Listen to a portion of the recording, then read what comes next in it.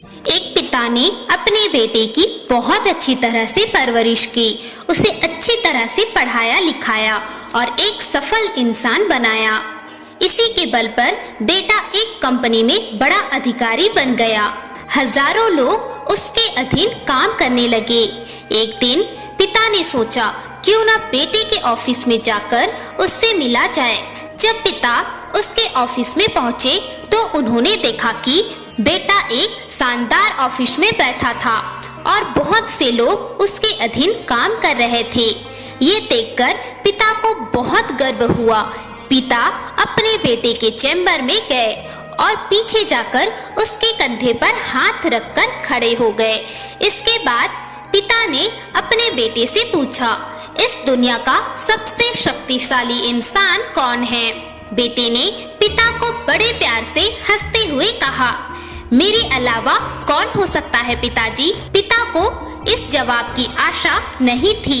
उन्हें विश्वास था कि उनका बेटा गर्व से कहेगा, पिताजी, इस दुनिया के सबसे शक्तिशाली इंसान आप हैं, जिन्होंने मुझे इतना योग्य बनाया। बेटे का जवाब सुनकर पिता की आंखें भर आई। वो चैम्बर के गेट को खोलकर बाहर निकलने लगे। उन्होंने एक बार पीछे मुड़कर पुनः बेटे से पूछा, एक बार फिर बताओ, इस दुनिया का सबसे शक्तिशाली इंसान कौन है? पुत्र ने इस बार कहा, पिताजी, आप हैं इस दुनिया के सबसे शक्तिशाली इंसान। पिता ये सुनकर आश्चर्यचकित हो गए। उन्होंने कहा, अभी तो तुम अपने आप को इस दुनिया का सबसे शक्तिशाली इंसान बता रहे थे, अब तुम मुझे बता रहे हो?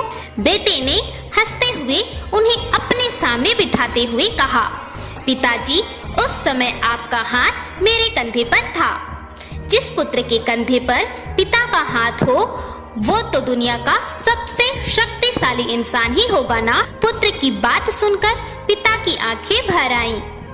उन्होंने अपने पुत्र को कस करके गले लगा लिया। सच है, जिसके सिर पर पिता का हाथ हो वो इस दुनिया का सबसे शक्तिशाली इंसान होता है। दोस्तों, हम देखते हैं कि आजकल के बदलते युग में संतान कुछ बन जाने पर माता पिता की बिल्कुल भी इज्जत नहीं करती, बल्कि उनका अपमान करती है। ऐसे समय में अगर हमारी ऐसी संतान हो जो हमें मानते हों, हमारा सम्मान करते हों, तो माता पिता को भी गर्व होना चाहिए कि उनकी ऐसी संतान है। और साथ ही साथ संतान को भी समझना चाहिए कि एक दिन हम भी बूढ़े होंगे, हमारी भी संतान होगी। हमें अपने माता पिता से वैसे ही व्यवहार करना चाहिए जैसे हम खुद अपनी संतान से अपेक्षा करेंगे। हर हर महादेव।